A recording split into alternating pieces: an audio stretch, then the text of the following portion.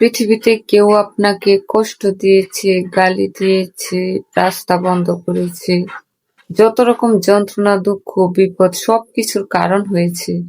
এমনকি আপনার উপর হাতও তুলেছে।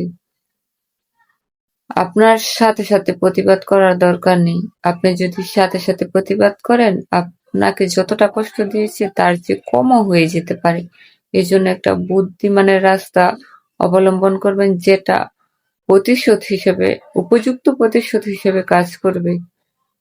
আপনি খুশি মনে দেখতে পারবেন এবং আপনার আশেপাশে সবাই আপনাকে কষ্ট দেওয়ার কারণে যতটা শাস্তি সবাই খুশি মনে দেখতে পারবে। আপনার জয় অবশ্যই হবে, সেটা হচ্ছে ধৈর্য।